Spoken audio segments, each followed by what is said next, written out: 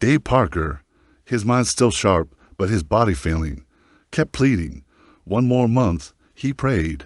Please, let him be healthy enough to get to Cooperstown, New York, to be inducted July 27th into baseball's Hall of Fame. If not, at least keep him alive so he could hear his son present his speech. He fought so courageously since hearing the news in December that he was elected to the Hall of Fame. He was in and out of physical rehab centers these past 6 months, losing part of his leg battling this dreadful Parkinson's disease, leaving him confined to a wheelchair. To weeks ago, when he left his last rehab center, he was informed nothing more could be done. Hospice intervened, and on Saturday morning, the man they called the Cobra was gone. Parker was 74. Man, I am crushed. Former Oakland Athletics teammate Dave Stewart, one of Parker's closest friends, told USA Today Sports, "He's one of the greatest teammates I've ever had. He had such a presence when he walked into the room. He was always the biggest in the room with his size 6'5" to 130 pounds, Stewart said. But when you add in his personality, he's suddenly 7 feet tall. Just an unbelievable human being, and was so charismatic. Everyone loved him." Barry Meister, Parker's longtime agent, called him one of the greatest personalities in baseball history. "There was no player in baseball with more magnetism than Dave Parker," Meister said. "The hair on your arms would stand up when he walked into that room." Everyone was aware that the man had arrived. Parker, the former MVP, 7-time All-Star, 3-time Gold Glove winner, 2-time batting champion, and 2-time World Series champion, was nearly as well known for his swagger and friendly braggadocio as his accomplishments. He created the phrase, "When the leaves turn brown, I'll be wearing the batting crown." And he would drop, "The sun is going to shine, the wind is going to blow, and Dave is going to go 4-4-4. He once wore a Star of David necklace, and when asked about it since he wasn't Jewish, he said, "I'm a David, and I'm a Starwin." Notified in December that he and Dick Allen were voted in by the Classic Baseball Era Committee into the Hall of Fame, his initial reaction was, "Why did it take so long?" Few in the game of baseball had Parker's personality. He was one of the first professional athletes to wear an earring, a 2-carat diamond earring. He was the first baseball player to earn $1 million per season, and he was among the first who was unafraid to bring a powerful personality into a clubhouse. He probably had more impact on young players, former Cincinnati Reds teammate Eric Davis said in a statement, "than any player I've ever been around."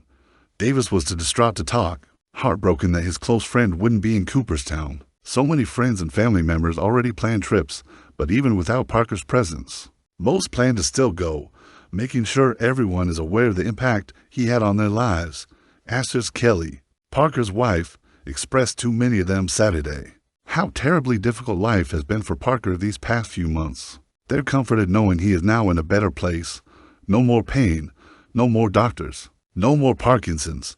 He was having such a hard time, Stewart said. He had the ability to stand up, but not stand up for long periods of time. "I remember when I talked to him after he got elected, I told him how happy I was for him, that it was long overdue, and how it should have happened long ago."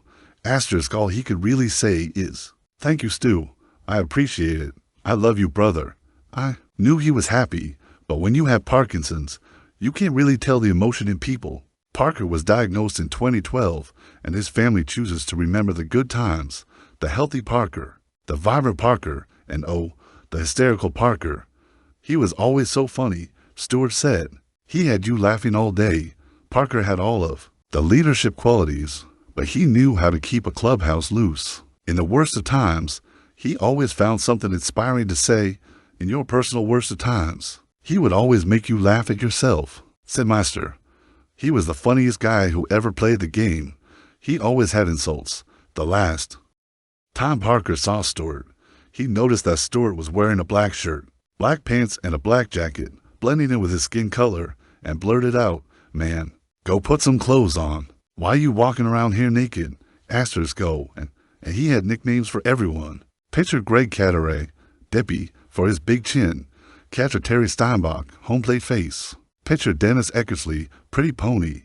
I remember the time he and John Candelaria met up one night in spring training, Meister said, and they really got after it. They hit the town hard. Well, Dave comes in the next day, and goes to sleep on the trainer's table. They wanted him to pinch hit late in the game, so they woke him up. He goes to the plate, and he hits this monstrous home run. The reporters asked him after the game, "What did you hit, Dave? Was that a fastball? A curveball? What was it?" Dave says, "Well, I couldn't really see. It looked like the guy was throwing 3 baseballs at once. So I just swung at the middle one." Asterisk, that was Parker, always full of life, always colorful, and oh, so talented.